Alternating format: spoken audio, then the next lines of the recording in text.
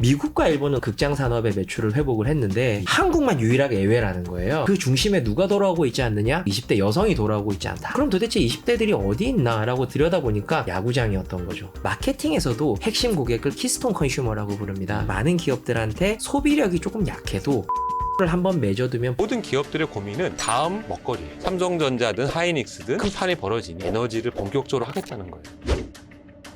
에너지 대전환 시대에 어마어마한 기회가 생긴 거예요. 이미 속도전이 시작이 됐습니다. 고정 댓글을 참고하세요. 안녕하세요. 안녕하세요. 원체 야구 좋아하시잖아요. 굉장히 큰 야구 팬입니다. 빅팬이라고 볼 수 아니 있습니다. 도대체 네. 야구장을 얼마나 많이 가시길래 책 제목도 당신의 고객은 왜 야구장에 있을까요? 네. 야구라는 게 경기 시간이 거의 3시간 가까이 네. 되고 길어요. 맞습니다. 또 여름에는 너무 덥기도 하고 네. 막 햇볕 따갑게 들기도 하고 네네. 벌레가 있을 수도 있고 좀 낙후된 구장도 있고 네네. 좋아할 만한 이유가 그러면 그거보다 더 크다는 거예요. 어떤 게 있을까요? 그게 참 신기하죠. 그러니까 이게 제가 책을 쓴 이유이기도 한데요. 네네네. 사실 이 책을 쓴 계기가 야구 때문은 아니고요. 지난 여름에 한 극장 그 프랜차이즈 극장 업계의 CEO와 제가 영업 미팅을 했던 적이 있습니다. 그래서 네. 비즈니스 미팅을 했던 적이 있는데 그분께서 그런 이야기를 하시더라고요. 올해는 그래도 다행히 26년에는 다행히 그 왕과 사는 남자가 등장을 해서 그나마 천만 영화가 하나 있었는데 아실지 모르겠지만 지난해는 천만 영화가 한국에 한 편도 없었습니다. 그래서 그분이 그런 말씀을 하셨는데 팬데믹 이후에 미국과 일본은 어느 정도 극장 산업의 매출을 회복을 했는데 네. 한국만 유일하게 예외라는 거예요. 네, 그런데 한국은 아직 복구가 안 되고 있는데 그 중심에 누가 돌아오고 있지 않느냐? 바로 20대 여성이 돌아오고 있지 않다. 극장으로 돌아오고 있지 않기 때문에 이 매출이 회복이 안 된다라고 하는 말씀을 하시는 거죠. 그래서 제가 그럼 도대체 20대들이 어디 있나라고 들여다보니까 가장 많이 걸리는 게 야구장이었던 거죠. 그래서 이 20대들이 왜 야구장에 가고 왜 야구장에서 이렇게 돈과 시간을 쓰는가에 대해서 저희가 좀 봤던 거죠. 근데 그분께서 그런 이야기를 하셨어요. 그래서 단순히 영화관을 오지 않는다가 아니라 이제 20대들이 정해진 시간에 통제 불가능한 컨텐츠, 그러니까 가만히 앉아서 2시간 동안 영화를 보는 거를 못 견뎌하는 게 아닌가? 좀 힘들어한다. 네네. 그런 시대가 이제 끝난 게 아닌가라고 이야기를 하시더라고요. 근데 과연 그럴까라고 생각해보면 꼭 그렇지만 또 않다라고 생각을 드는 게 이게 아까 말씀하셨던 것처럼 그럼 야구는 생각이 드는 거죠. 그렇죠. 3시간 동안 앉아서 굉장히 그냥 그 좁은 좌석에 딱딱한 곳에 앉아서 불편하게 3시간 동안 봐야 되는 건 왜 견디고 보는 거지? 라고 하는 생각이 왜냐면 야구도 또 정해진 시간에만 하는 거거든요. 그렇죠. 그런 것들이 설명이 잘 안 되는 거죠. 그리고 영화관의 위기가 쇼폼 영상들 때문이다 라고 이야기를 많이 하시는데 그렇게 치면은 야구도 사실 쇼폼 시대에 살아남아서는 안 되는 컨텐츠인 거고. 그리고 지루하긴 해요. 맞습니다. 네. 그리고 웹툰이 최근에 쇼폼앤이라는 카테고리를 또 런칭을 했습니다. 근데 그것도 사실은 잘 안 됐거든요. 쇼폼이 그렇게 대사라면 그런 것들은 다 성공을 해야 되는데 왜 하필이면 영화관만 실패를 하는 쇼폼 때문에 영향을 받는 거지? 라고 하는 생각이 또 들었고 설명이 다 안 된다. 네, 그리고 심지어 야구는 제가 뒤에서 말씀드릴 텐데 쇼폼을 좀 가장 적절하게 활용한 스포츠 중에 하나입니다. 네, 오히려 공생하려고 되게 노력을 많이 했고요. 어떤 그 선수들의 플레이 하나하나가 또 쇼폼으로 많이 맞습니다. 돌죠. 예. 근데 한때는 그 야구계에서는 이런 것들이 저작권 문제나 선수들의 그런 초상권 문제나 이런 상업화되는 것들 때문에 철저하게 팬들이 쇼폼을 찍는 걸 막았었거든요. 일본은 아직도 그걸 막고 있고요. 그것 때문에 선수협이랑 갈등도 많이 겪고 있는데 한국은 이제 그걸 확 풀어버린 겁니다. 네. 얼마든지 촬영을 해서 몇십 초 안에 있는 것들은 너가 얼마든지 활용을 해도 된다. 그러다 보니까 저절로 홍보 영상이 몇십만, 몇백만 개가 생겨버리는 거죠. 네. 그래서 이런 것들과 관련돼서 쇼폼과 굉장히 적절하게 공존을 하고 있다. 라고 보셔도 될 것 같고 테마파크가 폭염 때문에 위기다라는 분석이 되게 많아요. 거기도 20대들이 많이 안 가서 최근에 많이 이제 경영난이나 이런 걱정들을 많이 하고 계시는 산업 분야 중에 하나인데 그럼 야구는 어떠냐? 지난해 관중이 가장 많이 든 곳이 어디냐면 대구 삼성 라이온즈 파크입니다. 제일 더운데. 네, 거기가 대구 기상청에 따르면 지난해 여름에 평균 기온이 가장 높은 도시였어요. 네. 그러면 이것도 사실 설명이 안 되는 거죠. 인구가 거의 서울의 한 5분의 1 정도, 4분의 1 정도밖에 안 되는 한 230만 정도 되는 도시가 가장 많은 관중을 수용했다라는 게 사실은 이것도 더운 도시가 그걸 수용했다는 게 사실은 이해가 잘 안 되는 거죠. 그래서 20대가 외면하는 사업, 아까 제가 설명드렸던 극장 산업이라든지 테마파크라든지 요즘 또 잘 안 가는 스키장이라든지 이런 것들에 대해서 분석하는 글들이 굉장히 많은데 어허. 이런 것들이 사실 20대가 이끄는 야구붐 앞에서는 굉장히 좀 게으른 결론이 되는 경우가 되게 많이 너무 있습니다. 쉬운 결론을 찾으려 맞습니다. 했다. 네네. 그래서 요 책은 그런 이야기를 담고 있다라고 보시면 될 것 그 같아요. 정답을 한번 찾아가 볼게요. 네네. 또 야구장 가면은 네. 응원 문화가 재밌고 다 같이 하는 그런 즐거움이 있잖아요. 맞습니다. 또 네. 맛있는 먹거리들이 많고 네. 이것 때문에 또 가는 건 아닐까요? 그렇게도 생각하실 수가 있습니다. 네. 소위 말하는 야구푸드라고 해서 예. 야푸라고 부르거든요. 네. 야푸. 야푸를 생각하시는 경우들이 많이 있는데 물론 먹거리는 홈팬들의 자부심이기는 합니다. 가령 잠실의 김치말이 국수 같은 것들이 그렇고요. 그리고 KT 위즈의 진미통닭 같은 경우가 그렇고 또 한화의 어떤 가락떡볶이 이런 것들이랑 그 다음에 SSG의 크림새우는 이제 여러 구장에서 판매는 하고 있지만 네. 우리가 원조라는 그 자부심이 랜더스 팬들한테 또 있고 다만 이게 팬들을 이끌어내는 어떤 원동력이냐라고 했을 때 그렇지 않은 게 실제로 조사를 해본 바에 따르면 야구 푸드가 관객 만족도에서 가장 만족도가 떨어지는 항목이었습니다. 먹거리 때문에 가는 건 아니라는 먹거리가 거예요. 가지 않는다. 네, 그게 가장 만족도가 떨어지는 항목이었고 물론 그리고 앞서 설명하셨던 응원 문화도 흥행 요소의 하나로 분명히 지적할 만하지만 네. 당연히 그 삼성에서 이번에 처음 그 단장이 바뀌면서 도입됐던 엘도라도라는 응원가가 있습니다. 그게 삼성이 이제 야구 응원이 흥행되는데 좀 크게 기여를 한 건 맞지만 네. 사실 그 기아에서 굉장히 유명한 아웃송 중에 하나였던 삐끼삐끼 춤이라는 게 있는데 혹시 보셨는지 네네네네. 모르겠지만 네. 그건 사실 22년도부터 있었거든요. 아, 그러면 이것도 사실은 응원 문화 때문이 맞냐라고 했을 때 설명이 잘 안 되는 거죠. 특정 치어리더 덕분에 떴던 거지. 뭐 그런 것도 이렇게. 있고, 네네, 그런 의미도 있고. 그리고 무엇보다 내가 응원 문화가 재밌어서 야구장 간다는 응답은 2015년부터 10년 전부터 존재를 했습니다. 그래서 이게 그쵸. 최근 2, 3년 사이에 1000만, 1200만, 올해 이제 1300만까지 간다고 하는데 이런 것들을 설명하기에는 조금 부족하다라고 생각을 할 수가 있는 것이죠. 그렇죠. 뭐 네. 신문지 뭉쳐서 응원하던 문화는 막 20여 년 전에 네, 있었고. 롯데 자이언츠. 네. 그럼 비용 덕분일까요? 사실 상대적으로 야구장 가는 비용은 좀 저렴하다라는 인식이 있었잖아요. 요즘엔 어때요? 가성비가 좋다라고 이제 분석하시는 분들도 있습니다. 3시간 동안 그렇게까지 컨텐츠를 즐기고 그런 것들을 그 비용 내고 하는 게 쉽지 않다라고 네. 말씀하시는 분들도 있는데 진짜 야구 팬들 저처럼 야구장을 많이 가시는 분들은 아실 거예요. 이게 절대 가성비가 좋지 않다라는 거를 아실 텐데 그래요? 농담으로 그 야구 팬들 사이에 그런 이야기가 있어요. 네. 친구들끼리 저녁에 좋은 레스토랑을 가기로 한 거예요. 네. 그래서 단톡방에다가 오늘 저녁에 자기 가진 옷 중에 제일 비싼 옷 입고 와라고 이제 단톡방에 뭐 이렇게 남겼는데 네. 이거 어디 가는지 몰랐던 야구팬 친구 하나가 자기가 비싼 옷 중에 가장 비싼 옷을 골라서 갔는데 그게 야구 유니폼이었다라고 하는 그 농담 아닌 농담이 있는데 이거 진짜 야구팬들 진짜 공감을 많이 하거든요. 그렇게 비싸요? 왜냐하면 실제로 그 여름 반팔티 가진 것 중에 야구 유니폼이 가장 비싼 경우가 많이 있습니다. 보통 한 벌에 한 15만 원 정도 하기 때문에 네. 그 위에 걸쳐 입는 거. 네. 그 한 그렇게 번에 비싸요? 네, 거기다가 선수 1인까지 생기면 뭐 18만 원, 20만 원 우습거든요. 그래서 그만큼 야구에는 돈이 많이 드는데 그것도 철마다 또 유니폼을 또 사야 돼요. 그러면 또 이런 것들에 돈이 진짜 많이 드는데 디자인이 또 바뀌니까. 네. 물론 문화의 날 같은 것들로 저렴하게 갈 수 있는 방법이 없진 않지만 사실 그건 한 달에 몇 번 되지도 않고 네. 그리고 가령 내가 지방에 원정을 간다라고 하면 사실 KTX 비용과 숙소 비용과 그리고 갔을 때 식사 비용과 그렇죠. 이동 비용 이런 거 모두 감안하면 사실 40-50만 원도 우스운 경우가 많이 있습니다. 그래서 절대 가성비가 좋은 이 취미가 아니다라는 거를 아마 진성 야구 팬분들은 아마 공감을 하실 걸로 생각을 합니다. 그냥 가성비 때문만도 아니다라는 거예요. 맞습니다. 네. 티켓 가격은 계속 올라요? 어때요? 티켓 가격만 놓고 보면? 티켓 가격도 사실은 그것도 천차만별인데요. 가령 고척 같은 돔구장 같은 경우에 티켓 가격이 굉장히 좀 비싸기로 유명하고 잠실 같은 경우에는 외야석 같은 경우는 굉장히 저렴한데 요즘에 또 워낙 티켓팅이라는 걸 피켓팅이라고 부를 정도로 치열하다 보니까 거의 다들 매진이니까. 네, 뭐 거의 웬만한 인기팀들은 거의 평일이라도 매진이니까요. 이 젊은 분들이 선예매, 선선예매까지 구매를 합니다. 그러니까 먼저 예매할 수 있는 권리를 주는 시즌권 같은 것들이 있는데 네, 선예매권이 있고 그보다 더 앞서서 예매할 수 있는 선선예매권 같은 것들이 있거든요. 네. 그걸 또 프리미엄을 붙여서 사기도 하는 그렇다 보니까 절대 가성비가 좋지 않고 그리고 제가 성공예감에서도 몇 번 말씀을 드렸었는데 이게 20대들의 실질 소득의 증가폭이 전 세대 중에 가장 낮거든요. 그러다 보니까 실제로 그런 점을 감안을 하면 야구는 20대들한테 결코 가격적으로 진입장벽이 낮은 스포츠가 아니다라고 말씀을 드릴 수 있을 것 같습니다. 이것도 돈이 들긴 든다. 맞습니다. 굉장히 많이 든다라고 말씀드립니다. 그러면 어떻게 1,200만, 1,300만 그 중에 또 대부분이 여성, 네. 또 38% 가까이가 그렇습니다. 20대 여성일까? 네.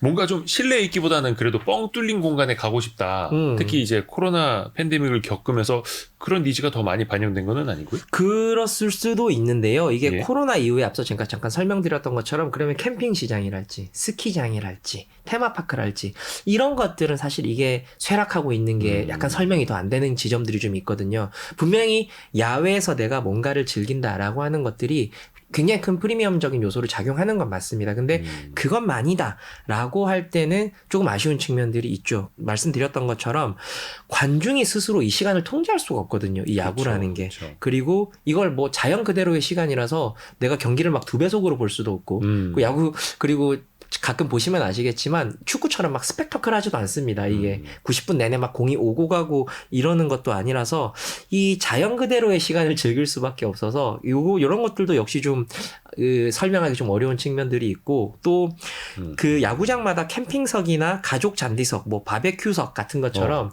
스페셜석이 좀 있는데 이건 굉장히 비쌉니다. 그래서 네, 이런 것들도 역시 마찬가지로 야외 느낌을 즐기기 위해서 야구장을 간다라고 하는 것들이 다소 좀 설명이 부족한 측면들이 좀 있다라고 보실 수 있을 것 같습니다. 네. 이야.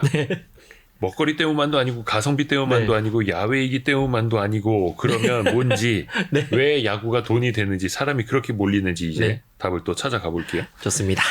야구는 관계 스포츠다라고 정의를 내리셨어요. 어떤 의미예요? 저희 대학내일 20대 연구소가 한창 이제 1,000만 관중 야구 붐일 때 조사를 한 적이 있었습니다. 야구 왜 이렇게 좋아하냐라는 거에 대해서 전 세대에 걸쳐서 저희가 조사를 했거든요.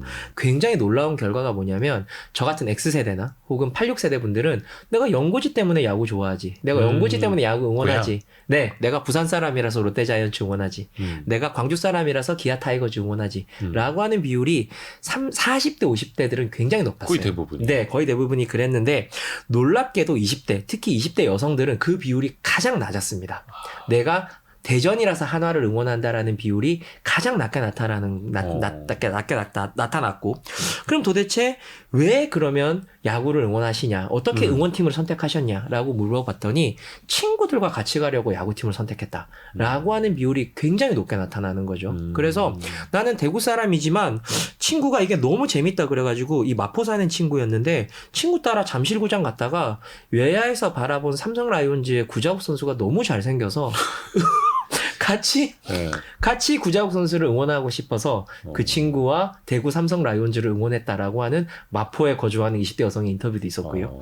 그리고 그냥 서울에 살지만 창원 출신 친구가 야구를 가르쳐 준다기에 카페에 앉아서 2시간 정도 가회를 받았대요. 근데 이 친구가 교묘하게 가르쳐 주는 게 창원 NC 응원가, NC 다이노스의 하이라이트 이런 것들만 교묘하게 가르쳐 줘서 NC에 스며들었다라고 이야기하는 경우가 있었고 또 자기는 오래전부터 청주 출신이라서 한화를 응원하긴 했지만 직관은 한 번도 가본 적이 없는데 LG 친구가 나를 잠실에 데리고 가서 직관의 재미를 느끼게 해줬다라고 이야기를 해서 많은 분들이 실제로 그러니까 덕질에 입문하게 된 계기로 연고지가 아니라 친구 때문이라고 하는 비율이 굉장히 높아져서 지금은 9단과 20대가 아니라 20대가 또 다른 20대를 끌어들이는 이런 시대를 우리는 살고 있다라고 볼 수 있을 것 같습니다. 그러니까 함께 즐기는 사람이 누구냐, 함께 즐기는 사람이 어떤 팀을 좋아했느냐에 따라서 달라지는 거예요. 그렇습니다. 그러니까 사실 예전에 연고지에 따라서 고향에 따라서 응원하는 팀을 이제 선택했던 것도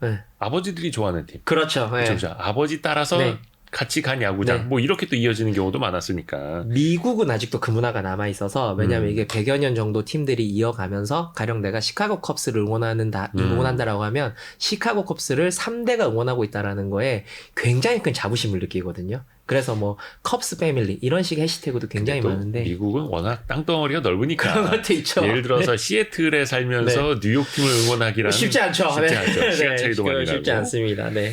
자, 그러면 관계성을 이야기해 주셨는데 사실 그런 관계성은 뭐 내 친구가 축구는 어느 팀을 좋아하니까 또 이렇게 이거 이어질 줄 모르겠는데 기업에서 마케팅을 할 때는 이 관계성은 어떻게 풀어가면 좋을까요? 이 관계성에 대해서 조금 더 말씀을 드리자면 생각해 보시면 야구장에서 가장 비싼 테이블이 스카이박스라는 건 아마 대부분 아실 거예요. 네. 아주 굉장히 편안한 테이블이 있고 유리창 너머에서 높은 곳에서 야구를 볼 수 있는 곳인데 안에 에어컨도 나오고. 네, 안에 에어컨도 나오고. 근데 막상 가보시면 여기가 야구 보기에는 그렇게 편한 장소는 아닙니다. 선수들도 너무 조그맣게 보이고. 멀고. 네, 너무 멀고 사실은 그렇다고 해서 막 응원단과 가깝지도 않고. 근데 여기가 왜 이렇게 비싸냐라고 하면 커뮤니티 활동을 하기가 굉장히 좋거든요. 많은 사람들이 갔을 때 대화도 편안하게 즐기고 이런 것들이 야구장을 잘 생각해 보시면 테이블석이라든지 스카이박스처럼 커뮤니티 활동을 할 수 있는 곳이 티켓이 훨씬 비싸다라는 사실을 우리가 알 수 있습니다. 그래서 우리가 사실은 어떤 야구에 돈을 쓰는 것 같지만 우리는 커뮤니티에 어떤 돈을 쓴다라는 것들을 우리는 알 수가 있고 여기에서 야구의 어떤 관계성의 어떤 갈증이다라는 걸 아실 수가 있는데 아이폰을 생각하시면 되게 쉬우실 것 같아요. 이게 관계를 벗어나지 못하게 하는 관계를 통해서 이 투자를 하게 만드는 이런 것들이 아이폰 생태계를 생각해 보시면 좋을 것 같습니다. 이건 이제 영국에서 발표된 자료였는데 그들이 이제 Z세대나 혹은 티네이저들이 아이폰을 쓰는 이유가 단순히 아이폰이 감성이다 뭐 이런 식의 이야기가 아니라 아이폰을 쓰지 않으면 그 집단에 들어가지를 못하는 거죠. 네, 예를 들어서 뭐 아이메시지나 혹은 뭐 그런 도킹을 해서 전달을 하는 메시지를 이렇게 자료를 컨텐츠를 전달하는 이런 쉬운 것들이나 이런 것들을 하지 못하라는 것이 내가 저 생태계에 꼭 들어가야겠다라고 하는 것들을 티네이저 때부터 자극을 하기 때문에 이런 것들이 아마 야구에도 그대로 적용되지 않나라고 생각이 들고 여담이지만 야구에서는 이루수와 유격수를 키스톤이라고 부르거든요. 키스톤. 네. 사실은 이제 메이저리그에서는 그렇게 부르지 않는데 그 미들 센터 라인이라고 부르는데 여기는 이제 키스톤이라 그래서 그 아치형의 가장 중요한 돌을 이제 키스톤이라고 부르는데 이제 가장 중요한 어떤 수비 핵심이라고 키스톤이라고 부르는데 마케팅에서도 핵심 고객을 키스톤 컨슈머라고 부릅니다. 근데 요런 것들이 많은 기업들한테 소비력이 조금 약해도 이 충성도를 한번 맺어두면 브랜드가 잘 바뀌지 않는다라고 해서 20대를 키스톤 컨슈머라고 잘 부르는데 요런 것들이 야구랑 좀 접목해 보려는 이런 시도들이 좀 이런 측면이라고 보실 수 있을 것 같습니다. 또 20대 때부터 팬으로 잡아놓으면 또 오래 갈 수도 있고 기업 마케팅 입장에서도요. 또 왜 야구의 인기가 높아지는가 뭐 경험의 가치가 있기 때문이다라는 이야기를 해요. 응원도 뭐 같이 할 수 있겠고 팀과도 이제 뭔가를 많이 또 공유를 하니까. 근데 관중들은 사실 딱딱한 의자에 계속 앉아 있을 뿐이거든요. 그렇죠. 응원은 이제 목청 높이 하기는 합니다만 이런 경험이라는 건 어떻게 좀 해석을 해야 될까요? 이게 아까 말씀드렸던 것처럼 딱딱한 의자에서 3시간 동안 앉아 있는 거 특히 막 사실 극장 의자보다 훨씬 불편하긴 하죠. 훨씬 불편하고요. 그리고 원정으로 낮 경기를 가면 거기는 직사광선이 그대로 홈팬들에 비해서 그대로 받는 곳이기 때문에 낮 경기에서 그 원정 응원석에 앉아있는 팬들의 그 표정을 보면 정말 뭐라 그럴까요? 출애굽하는 유대인들 같은 표정을 막 하고 있습니다. 그래서 그런 굉장히 고통스러운 표정을 하고 있는데도 거기 야구장을 간단 말이죠. 그 시간에 그런 줄 뻔히 알면서 간단 말이죠. 그런데 이게 직관을 해야만 느낄 수 있는 감정이 거기에 있기 때문에 그렇다라고 이해하시는 게 맞을 것 같습니다. 특히 아까 제가 낮 경기를 말씀을 드렸는데 사실 모든 평일 경기는 6시 반에 시작을 합니다. 네. 저녁 6시 반에 시작을 하는데 이때 야구장 하늘이 굉장히 아름답거든요. 소위 말하는 개와 늑대의 시간이라고 부르는 밤이 될 듯 낮도 아닌 요런 시간인데 이때 잠실 야구장이나 기아 챔피언스 필드의 그 하늘이 굉장히 아름답습니다. 그래서 보통 인증샷이 그 시간대에 굉장히 많이 올라오는데 이때가 아니면 결코 즐길 수 없는 경험이 그때 있는 거죠. 그러면서 지난해 가장 인기 있었던 20대들의 야외 컨텐츠 연관어 중에 하나가 야장입니다. 야외에서 술 마시고 고기 먹고 하는 그 야장 문화인데 그리고 또 지난해 그 S24에서 문학 작품 중에 20대가 가장 사랑한 시집의 대부분이 책 제목에 여름과 그리고 표지에 여름 과일이 들어가요. 그런 식으로 그래서 오죽하면 시인들이 야 베스트셀러 되려면 표지에 꼭 복숭아나 수박 넣어야 된다 이런 식의 농담 아닌 농담을 많이 하는데 무슨 말이냐면 내가 지금 이 순간과 이 계절을 즐기고 싶다라고 하는 욕망이 20대들 사이에서 굉장히 크다라고 하는 말씀을 좀 드리고 싶고요.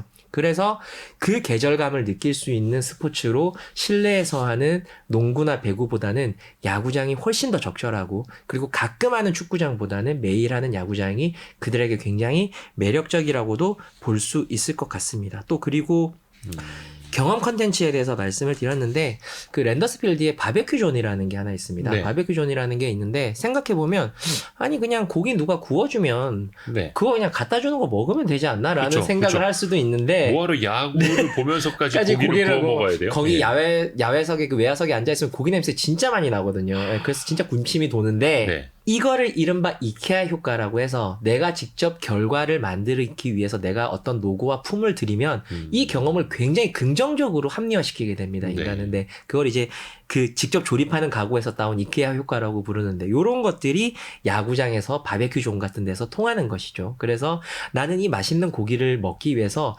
굉장히 긍정적인 경험을 했어 라고 하는 어떤 합리화의 느낌을 여기에서 준다. 라고 하는 게 있고 그래서 최근에 야구장은 이 경험 자산을 좀 주기 위해서 아예 야구장을 좀 다르게 정의를 좀 내리기도 합니다. 가령 예를 들면 KT 같은 경우에는 거의 워터 페스티벌의 성지처럼 여름에는 변하거든요. 거기에 물대포도 막 쏘고 막 이렇게 물총도 같이 막 쏘면서 놀고 막 이러면서 네. 거의 뭐 워터밤 페스티벌이 되는 것 라고 생각하시면 될 것 같고 롯데는 뭐 잘 아시겠지만 한국에서 가장 큰 노래방이다라고 부를 만큼 거기서 노래를 이렇게 부르는 문화들이 굉장히 많이 있었는데 이걸 굉장히 잘하는 곳이 일본 프로야구들도 이걸 좀 잘하고 있습니다. 그래서 요코하마라는 구단 같은 경우에는 이 처음에는 흥행이 안 되는 거예요. 이 한 게임 업체가 요코하마 구단을 인수를 했는데 구단 흥행이 너무 안 돼서 도대체 왜 사람들이 야구장을 안 올까라고 들여다보니까 사람들이 이 시간에 어디를 가고 있나라고 들여다본 거죠. 그랬더니 일본인들이 그 시간에 야구를 안 보고 이자카야 같은 데를 많이 가는 선술집을 많이 가는 네. 거죠.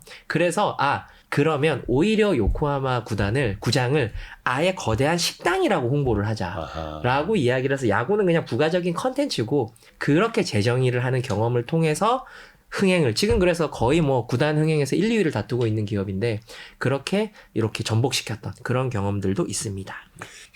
야구장이 노래방이 될 수도 있고 캠핑장이 될 수도 맞습니다. 있고 테마파크가 될 수도 있고 여러 테마파크가 될 가지입니다. 수도 있고 뭐 푸드코트가 될 수도 네. 있고 야구장은 무엇이든 될 수 있어요. 이런 거네요. 그렇습니다. 네. 실제로 일본 같은 경우에는 뭐 대관람차가 있는 야구장도 있습니다. 거기는 그냥 테마파크에 야구장이 들어간 거예요. 네. 대관람차를 이제 오르락 내리락 네. 하면서 야구를 그냥 볼 보는 수 거죠. 있는. 네네네. 괜찮은데요? 굉장히 괜찮습니다. 네. 목은 좀 아프겠으나. 네. 그러니까 이제 야구장으로도 그러면 결국 경험으로 소비자를 이끄는 걸 보여줬고 맞습니다. 기업들도 경험으로 그럼 소비자를 이끄는 거를 하려고 할 거 아니에요. 그렇습니다. 최근에는 그러다 보니까 여행 트렌드에서는 그냥 뭐 핫플이 어딥니다. 여기 가서 이런 사진 꼭 찍으세요. 이런 것들보다는 어떤 식으로 홍보를 많이 하냐면 당신이 이 여행을 갔을 때 어떤 컨텐츠를 회수해 올 수 있는가? 네가 어떤 경험 자산을 회수해 올 수 있는가를 굉장히 많이 홍보를 합니다. 그래서 티켓 같은 경우에도 너의 여행지를 좀 특별하게 기록할 수 있는 티켓을 발급을 해준다라거나 혹은 기록용 어떤 수첩을 제공한다라거나 혹은 블로그를 갔다 오고 나서 이렇게 쓰시면 좋다라거나 이런 형태의 이야기를 하면서 이제 여행은 하거나 즐기는 게 아니라 소유하는 형태로 변하고 있거든요. 그러니까 내가 얻거나 내가 좀 담아 놓을 수 있는 걸 더 강조하고 막 보여준다는 거예요. 맞습니다. 네. 그래서 최근에는 이런 흐름들이 비단 여행뿐만 아니라 내가 여기서 어떤 경험을 했을 때 내가 어떤 자산을 축적할 수 있느냐가 네. 굉장히 20대들에겐 중요해지고 있습니다. 저희가 그 조사를 한 바에 따르면 하다못해 20대 분들이 편의점 알바를 하더라도 이게 스펙에 좀 도움이 되기 위해서 신제품이 등장을 하면 막 쇼폰 같은 것도 알아서 찍어보고 막 그러거든요. 예. 그렇게 하는 이유가 이게 나중에 나의 스펙이 될 수도 있고 내 기획 역량을 또 취업할 때 보여줄 수도 있고 근데 또 편의점 사장님 입장에서는 신제품 지가 홍보한다니까 말릴 이유도 없고 그래서 새벽에 그런 쇼폼 찍는 친구들이 굉장히 많은 이유도 그냥 단순히 내가 편의점 아르바이트를 했어라는 월급을 좀 받고 끝나는 게 아니라 이걸 어떻게 하든 나의 경험 자산으로 포트폴리오화 시키기 위해서 노력하고 있다라고 말씀을 드릴 수 있을 것 같고, 그러다 보니까 최근에는 똑같은 경험을 하더라도 가성비 있게 경험하는 거를 굉장히 많이 즐기고 있는데, 지금 이제 20대들이 많이 찾는 곳 중에 하나가 야구장뿐만 아니라 템플스테이를 많이 찾는데요. 템플스테이요? 네, 템플스테이를 많이 찾는데 그 중에서 인기 있는 곳이 낙산사 템플스테이입니다. 낙산사 템플스테이가 인기 있는 이유가 뭐냐면 이 낙산사 tem플스테이를 하면 서핑을 할 수 있는 기회를 제공을 하거든요. 양양에 같이 있으니까. 아니 그거는 절에서요? 네, 결해서 이제 그런 것들을 많이 하는데 이게 무슨 관련이 있나? 이 명상을 하는 템플스테이와 그쵸, 뭔가 좀 고즈넉한 곳에서 조용히 참선하고 와야 될 것 같은데. 왠지 그러고 에너제틱한 이 서핑이 서핑하러 가자. 네. 근데 또 그렇지가 않다고 하더라고요. 딱 서핑을 나가기 전에 스님이 그런 이야기를 해주신다고 합니다. 서핑이라는 것도 파도와 당신의 인연이다 라고 하는 이야기를 해주신다라는 거예요. 그래서 불교의 깨달음도 없고, 그리고 소셜링도 되고, 그리고 가성비 높게 서핑도 하면서 굉장히 내가 회수해 올 수 있는 경험 자산이 많다 라고 이야기를 하기 때문에 앞서 설명드렸던 관계 갈증도 해소하고, 그리고 지금 이야기하는 경험 자산도 축적할 수 있는 걸로 양양 템플스테이가 굉장히 각광을 받고 있습니다. 거의 뭐 이것도 오픈런이라고 보시면 됩니다. 경험 자산. 그러니까 이제 젊은 세대들은 확실히 그런 데서 의미를 두고 그런 곳에서 지갑을 연다라는 그렇습니다. 거예요. 근데 그게 이제 야구장에서 더 많이 펼쳐지고 있는 것이고. 그렇습니다. 네. 다른 곳에서도 뭔가 또 아이디어를 많이 얻어야 될 텐데. 맞습니다. 젊은 세대가 또 야구장을 좋아하는 이유가 이제 공간, 그 안에서 뭔가를 또 찾아낸다라고도 쓰셨는데, 네네. 그러면 야구장이라는 곳은 야구 팬들에게 어떤 의미예요? 요거를 말씀드리기 전에 유튜브에서 잠실 야구장 가장 설레는 순간, 혹은 뭐 고척돔 가장 설레는 순간, 요런 쇼폼 영상을 한번 검색해 보시면 굉장히 특별한 영상들이, 공통적인 장면들이 나오는 걸 아실 수가 있는데요. 바로 내가 표를 끊고 좁은 게이트를 막 통과를 해서 야구장이 들어가기 직전의 순간까지를 촬영한 영상들이 굉장히 많이 있습니다. 그걸 이제 좁은 게이트를 통해서 딱 들어서면 넓은 잔디와 푸른 하늘, 요런 것들이 약간 해방감을 주는 형태, 요런 것들이 굉장히 큰 카타르시스를 느끼게 하는 걸 알 수 사실 있거든요. 그 찾아가는 길, 그때가 가장 설레죠. 설렙니다. 네. 그리고 요런 것들은 이제 실제로 이런 해방감을 느낄 수 있는 공간이 도심에는 많지 않거든요. 뭐 회사 문 열고 들어가면 갑갑한 오피스텔만 있고 뭐 약간 이런 식인 건데, 이 친구들이 되게 신기한 게 뭐냐면 지금 내가 찍은 하늘이라든지 이런 것들은 방금까지 내가 거쳐온 하늘이거든요. 근데 요 게이트를 통과를 하면서 갑자기 해방감을 맞이하는 요런 잔디와 하늘과 흙이 함께 있는 공간을 본다라는 그거를 찍어서 올리는 게 굉장히 요게 굉장히 큰 해방감을 느끼는 컨텐츠로 느끼는 거죠. 전철역이나 아니면 이제 버스에서 내렸을 때 딱 고개 들자마자 나오는 그 거대한 야구장 딱 볼 때 맞습니다. 네. 뭔가 웅장해지지 않습니까? 그런 느낌. 맞습니다. 그 실제로 디즈니랜드 같은 테마파크에서는 아마 가보신 분들은 그런 거 느끼셨는지 모르겠어요. 이게 왜 이렇게 입구에서 이렇게 조금 막히게 만들까? 그냥 게이트를 무한정 늘리면 되지 않나? 그러게요. 라고 생각을 한참 뒤에서 줄 서 있어야 굉장히 그게 디즈니랜드가 이야기하는 의도적 정체 현상이거든요. 의도적 정체. 사람이 견딜 수 있는 정도의 기다림을 느끼게 만들면 내가 디즈니랜드의 성을 딱 마주했을 때 느끼는 그 웅장함과 아까 말씀하셨던 그런 경외스러움, 이런 것들이 남다르게 느껴진다라는 겁니다. 네. 기다려야 그냥 쉽게 들어가는 게 아니라. 쉽게 들어가기보다 내가 조금 기다려서 여기 들어왔더니 디즈니랜드가 더 멋있고 더 웅장해 보이는 거죠. 그래서 의도적 정체 현상을 만드는 거가 같은 맥락이라고 보시면 될 것 같습니다. 그게 왜 맛집에서 일부러 줄 세우기 한다라고 하고, 왜 이른바 그 고가품 파는 매장에서 줄 세우기 일부러 하는 거, 그런 것도 비슷한 거예요? 그런 것과도 거의 일맥상통한다라고. 왜냐면 그렇게 되면 맛집이 좀 더 맛있게 느껴지잖아요. 내가 기다리게 되면. 라디오도 줄 서서 들으시게끔 할 수는 없나? 유튜브도 줄 서서 보시게끔 할 수 없고. 그거는 뭐 제가 고민할 건 아니지만 아무튼. 의도적 정체. 네, 그런 것도 역시 여기서 보실 수 있을 것 같습니다. 네. 이거를 다른 쪽에서도 어떻게 좀 벤치마크 할 수도 있는 거예요? 제가 앞서 극장산업 이야기 말씀을 드렸는데, 저희가 이제 극장산업과 관련된 조사를 해보면 최근에 어떤 극장의 변화에서 가장 아쉬운 측면이 뭐냐라고 저희가 20대 분들한테 물어보면 가장 아쉬운 측면이 너무 많은 것들이 무인화되고 있다라고 하는 이야기를 굉장히 많이 했었습니다. 요즘에 티켓 확인도 잘 안 해요. 티켓 확인 안 하죠. 그리고 안 하고 뭐 매점을 가든 뭘 하든 거의 다 키오스크. 무인화되어 있으니까. 그래서 사실은 가서 극장이라는 곳이 영화만 보는 곳이 아니라 내가 갔을 때 뭐 테마파크 정도까지는 아니겠지만 어느 정도의 내가 환대받는 경험이 좀 필요한데 그런 것들이 너무 많이 사라지고 있어서 내가 극장이나 이런 곳에서 컨텐츠를 즐긴다는 느낌이 좀 나지 않는다라는 이야기를 좀 했었거든요. 그러다 보니까 이런 것들이 실제로 조금 아쉬웠던 측면들이 좀 있고 그 미국의 대표적인 트레이더조 같은 경우가 저는 고객들을 환대해주는 대표적인 슈퍼마켓이라고 생각을 하는데 여기 이제 별책부록에서도 그때 인터뷰를 하셨지만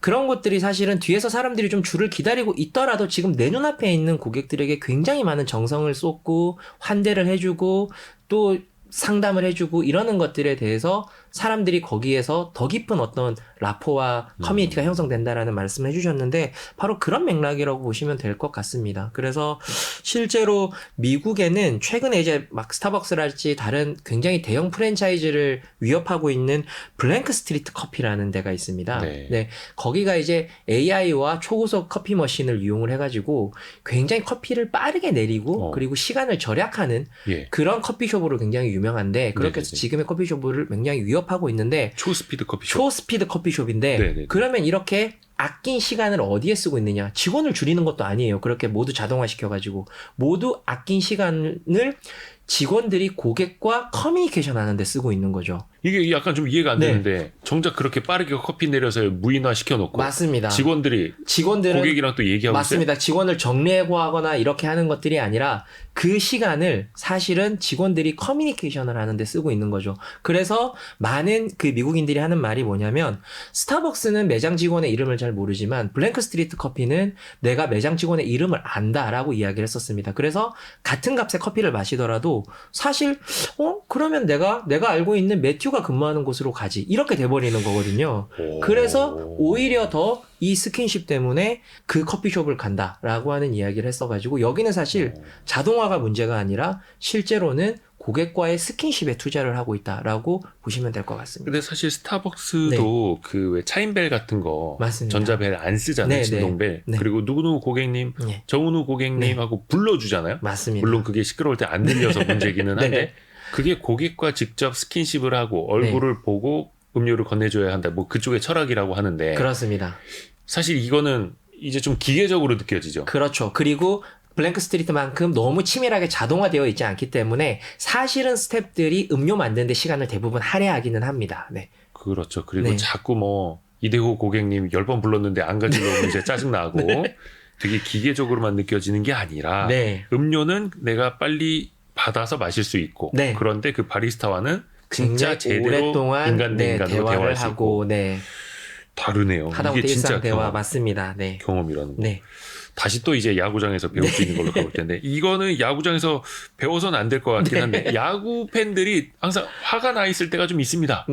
그렇죠. 헛스윙해도 삼진당해도 화가 나고 에러를 해도 화가 나고 역전이 돼도 화가 나고 듣기만 해도 화가 나네요. 근데 이게 또 마케팅이랑 어떻게 연결이 될 수 있어요? 이게 왜 그렇게 욕을 하고 화를 내고 그러면서도 왜 자꾸 볼까? 예전에는요. 그 그물망 타고 올라가는 아저씨들 좀 많았습니다. 그러시면 안 됩니다. 바로 연행되십니다. 아무튼 이제는 그런 선진 야구 문화 그런 사람 없어요. 없습니다. 없습니다. 요즘에는 절대 그렇지. 요즘에는 그렇게 하면 바로 또 쇼폼 영상으로 또 소위 말하는 조리돌림을 당하기 때문에 사회적으로 이제 혼나기 때문에 그런 거는 절대 하시면 안 되고요. 자기들과 팀이 하나가 되니까 나와 팀이 하나가 되는 걸 이른바 팀화 일체라고 야구 팬들은 부르고요. 그리고 전문 용어로는 자아의탁이라고 이야기를 많이 합니다. 그러니까 이게 소위 말하는 팀이 나고 내가 팀이다라고 하는 어떤 스포츠의 어떤 매력이라고 볼 수 있을 것 같은데 이게 비단 스포츠뿐만 아니라 누군가를 끌어들이는 이야기는 나라는 중력이 작용해야 된다라는 이야기를 많이 합니다. 즉 다시 말해서 내가 그 컨텐츠 속에 내가 중심이 되어야 재미가 있는 거지 타인이 제 중심이 되거나 나와 상관없는 이야기를 하면 내가 거기에 재미를 느끼지 못한다라는 건데 야구는 그런 것들을 몰입하기에 너무너무 좋은 스포츠다라고 하는 말씀을 드리고 싶습니다. 실제로 신인 드래프트부터 단순히 그냥 팬들이 집중적으로 보는 이유가 올해 어떤 신인들이 오지? 이런 것들을 구경하는 게 아니라 거의 야구단 단장의 마음으로 올해 신인들을 막 지켜보거든요. 누구를 뽑아야지 막 이런 누구를 식으로. 뽑아야지 제를 1순위로 뽑아야지 막 이야기를 하면서 그래서 그런 것들에 감격하기도 하고 내가 응원하는 신인 선수가 가령 첫 승을 거뒀다. 그러면 그 경기에 못 간 팬들이 심지어 그날 티켓, 지류 티켓을 구하기도 합니다. 그걸 고가에 사기도 하고요. 네. 그래서 기념품으로 소장하려고 하는 거죠. 그래서 이런 것들이 내가 그들을 응원하게 만드는 요소들을 야구장 곳곳에 배치를 해둡니다. 혹시 아실지 모르겠지만, ATM기에서 우리가 돈을 출력하려고 할 때 돈 세는 화면 같은 것들이 액정에 막 나오는 경우들이 있거든요. 네, 돈을 세는 화면, 그 돈 세는 소리 같은 것들, 이런 것들 잘 들리게 해놨잖아요. 네. 근데 이런 것들이 왜 그렇게 해놓느냐 하면, 이 기계가 당신을 위해서 일을 하고 있다라고 하는 것들을 계속 보여주기 위해서 이런 장치들을 화면에 계속 이렇게 보여주고 그렇게 하는 건데, 야구장도 마찬가지입니다.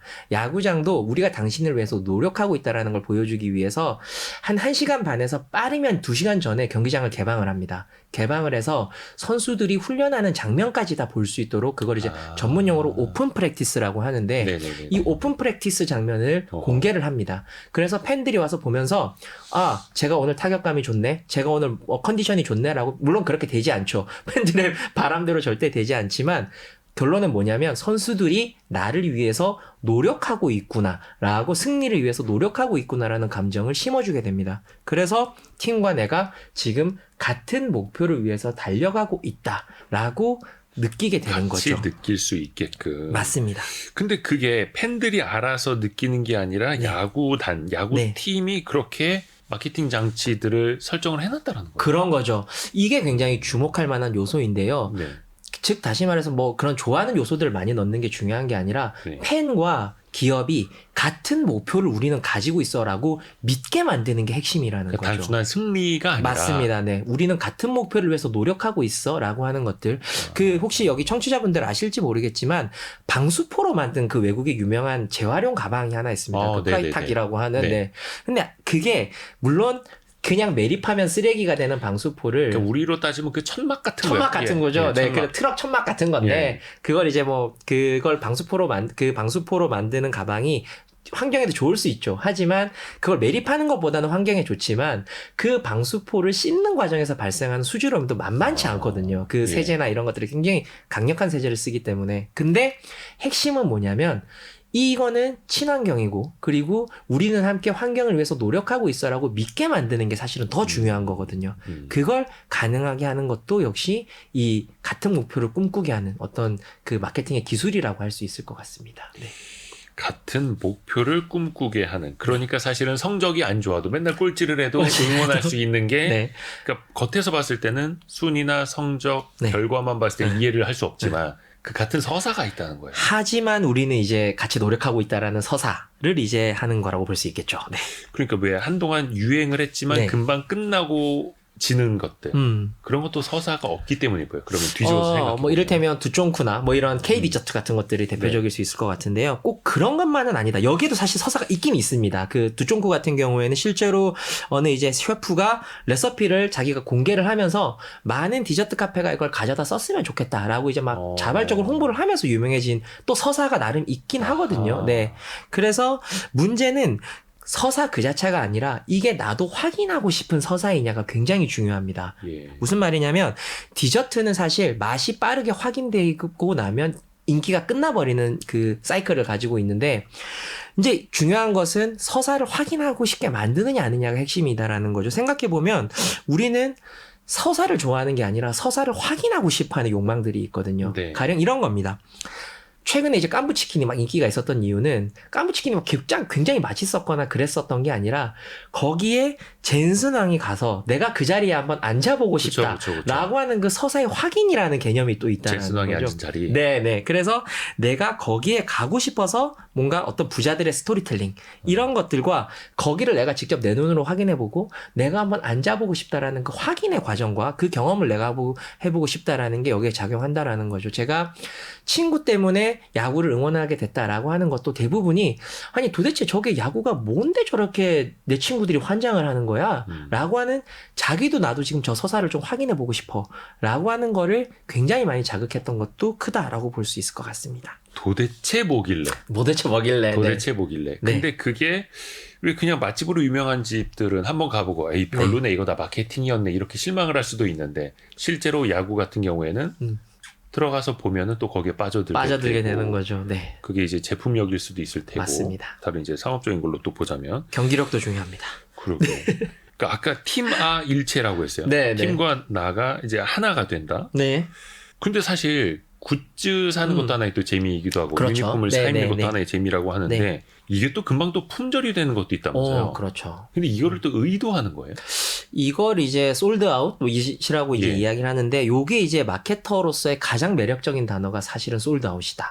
매진, 네, 품절 이런 거라고 보시면 될 것 같은데 왜냐하면 내가 구하려는 제품이 없었을 때 매력이 급상승하게 되거든요. 그리고 심지어는 이걸 구한 사람들끼리 묘한 신뢰감의 어떤 커뮤니티가 형성이 됩니다. 너도 구했어? 나도 한정판 구했어. 라고 하는 것들에 대한 묘한 소속감까지 불러일으킨다라고 하는 것들이 바로 요 솔드아웃 마케팅의 핵심이라서 물론 이 어떤 그 예전 같은 경우가 굉장히 줄 서서 먹는 도넛 매장이 하나 있었는데 네. 이 도넛 매장이 굉장히 매장 수를 늘리면서 매출이 감소해서 이제는 흔해 빠진 도넛이 된 경우가 있습니다. 네. 이런 것들 역시도 솔드아웃 마케팅을 적절히 활용하지 못했기 때문이다라고 보시면 될 것 같고요. 근데 일반적으로 네. 장사하시는 분들은 인기 네. 많으면 더 넓혀서 네. 뭐가 좀 이제 매출 더 높이고자 하고 네. 규모의 경제를 이제 추구를 할 수밖에 없잖아요. 네. 근데 생각해 보시면 성심당이 정말 전국 곳곳에 한 1000여 개 정도의 매장이 있어가지고 편의점처럼 어디서나 구할 수 있었다면 아하. 이렇게까지 인기가 있었을까라는 생각을 저는 사실 하기는 하거든요. 네. 그래서 그렇죠. 네, 대전 안에만 있고. 그렇습니다. 그래서 사실 이런 이야기를 많이 합니다. 가치는 수량에서 인지도를 뺀 만큼이다라고 하는 이야기를 많이 합니다. 많은 사람들이 많이 알수록 근데 수량은 적을수록 이런 것들이 가치가 상승한다. 가령 제가 야구공에 사인을 해서 수량이 그건 하나잖아요. 근데 그러면 수량은 하나니까 희소성이 있을 것 같지만 인지도가 제로잖아요, 저는. 그래서 이 사인볼은 가치가 없지만 이정우는 전 국민이 다 아는데 그렇죠. 그 이정우의 사인볼은 그러면 희소성이 인지도에 대비를 했을 때 굉장히 높기 때문에 이런 것들은 희소성이나 가치가 높아진다라고 하는 개념이라고 보시면 될 것 같습니다. 그 인지도 빼기 수량? 그렇습니다. 그래서 뭐 당연히 구단 입장에서는 재고에 대한 부담을 줄이는 것도 분명히 현실적인 이유도 있겠지만 의도적으로 수량 조절을 해서 이건 굉장히 갖기 힘든 거야. 그러니까 오픈런이나 티켓 대쉬를 해. 라고 이야기를 하는 어떤 그런 마케팅적인 측면도 분명히 존재하는 것이죠. 그러니까 다른 일반 기업들이 네. 히트 상품을 만들고자 할 때 일부러 수량 조절을 천천히 이제 하는 것처럼 맞습니다. 네. 비슷한 거예요. 네. 근데 이거를 요즘에는 소비자들도 정보가 다 빠른데 그렇습니다. 똑똑한 소비자들이 알 거 아니에요. 그렇죠. 저거 다 상술이야. 그렇습니다. 근데 그게 반감을 갖는 지점까지 가면 또 안 될 테고. 그렇습니다. 그 밸런스를 잘 갖춰야 되고 그래서 이제 대부분의 구단들이 예약 판매 같은 것도 하기도 하고요. 네, 그래서 주문을 한 만큼 생산하게 되는 온디맨드로 생산을 하기도 하고 뭐 다양한 형태 하고 있습니다. 하고. 맞습니다. 네. 또 그 팬들이라고 해서 맹목적으로 다 응원만 하고 추종만 하는 건 또 아닙니다. 개선할 점, 요구사항. 네. 또 적극적으로 또 목소리를 내잖아요.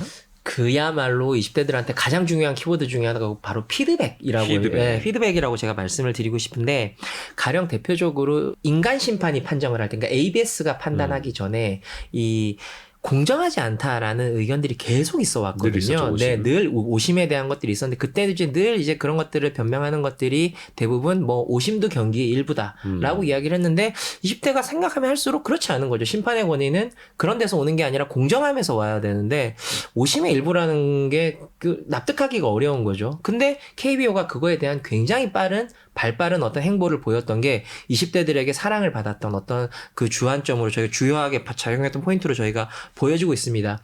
비디오 판독을 가장 먼저 도입한 건 배구입니다. 배구인데 네, 가장 적극적으로 도입하고 있는 건 야구라고 보시면 됩니다. 특히 다른 메이저리그나 일본 야구에 비해서 더 적극적으로 도입하는 게 이 한국 야구라고 보시면 될 것 같고요. 기술을요. 맞습니다. 그래서 ABS 기술이라든지 그리고 최근에는 이 헛스윙이냐 아니냐를 판단하는 것도 팬들 사이에 굉장히 큰 논란이었는데 이게 헛스윙이냐 아니냐를 방망이가 돌았느냐 안 돌았느냐. 근데 이것도 역시 마찬가지로 물론 변명할 거리는 굉장히 많았어요. 뭐 그거에 대한 명확한 규정이 없다라거나 현 그 기술력이 아직은 부족하다라거나 그런 것들을 이야기했는데 막상 해보니까 판단이 가능한 거죠. 그리고 규정을 만들면 되고 그래서 이걸 모호한 규칙으로 남겨두지 않고 명확한 규칙으로 남겨주면서 근데 중요한 건 뭐냐? 공정성을 도입했다라는 게 아니라 공정성에 대한 20대들의 요구에 대해서 KBO가 발빠르게 대응을 해줬다라는 게 굉장히 중요한 겁니다. 그래서 이런 피드백에 있어서 이 지금의 1000만 관중 시대, 1200만 관중 시대가 무관하지 않다라는 말씀을 드리고 싶습니다. 네. 그러니까 관객과 소통을 한다는 거예요. 관객의 목소리에 귀 기울이고 개선할 점은 또 빨리 찾아서 개선하고. 그렇습니다. 요건 야구랑 좀 다른 이야기인데요. 네. 저희가 고용노동부에서 20대들이 원하는 가장 중요한 근무 환경에 대해서 조사를 했는데 여자분들 같은 경우가 화장실이 가장 중요하다라고 이야기가 나왔었거든요. 근무 환경에서. 네. 위생적이고 이런 되게 깔끔한 화장실이 중요하다라고 이야기를 했는데 실제로 여기서 이제 20대 여성분들이 말하고 싶은 건 뭐냐면 물론 위생적인 화장실도 중요하지만 노동자가 어디에서 불편을 느끼고 있는지를 알고 있는 리더들과 일하고 싶다라고 하는 게 가장 크다라는 거죠.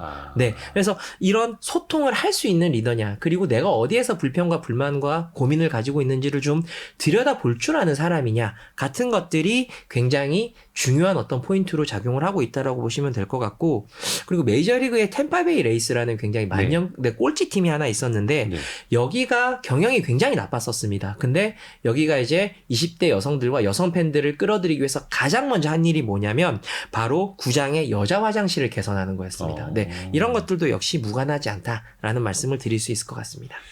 그러니까 현재 문제가 있느냐 없느냐 여부가 중요한 게 아니라 거기에 대한 개선 의지가 있느냐, 팬들과 맞습니다. 또 고객들과 소통을 하느냐, 리더가 이런 걸 위해서 노력을 하느냐, 이런 것들이 굉장히 중요하고, 지금 현재 KBO 총재인 허구현 총재가 해설위원 시절에 이야기했던 것도 뭐냐면 야구장 여자 화장실 개선해야 된다, 여성 팬들이 온다라고 이야기를 할 정도로 어떻게 보면 진짜 그 의지가 지금 반영된 거라고 볼 수도 있겠죠. 어떻게 보면 아주 기본적인 거고 또 팬들이 진짜 원하는 것 정확히 또 보는 것이기도 하고. 맞습니다. 네. 생각해 보면은 이제 프로야구의 뭐 피치컴 이런 것도 왜 사인 훔치기, 맞습니다. 공정성 논란이 있었는데 그걸 또 빠르게 도입을 했고, 보면은 진짜 빨리 달라지는 것들이 있네요. 그렇습니다. 그게 또 이제 평가를 이제 받는 거고. 그렇죠.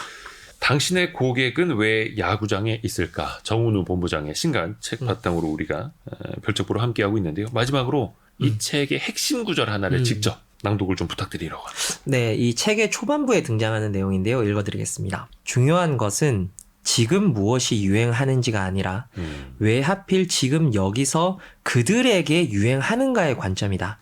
40여 년 전부터 이 땅에 존재했던 프로야구가 왜 하필 지금 1000만 관중의 마음을 움직였냐를 궁금해하는 태도가 그렇다. 괜히 1000만, 1200만, 1300만 시대가 열리는 게 아니네요. 맞습니다.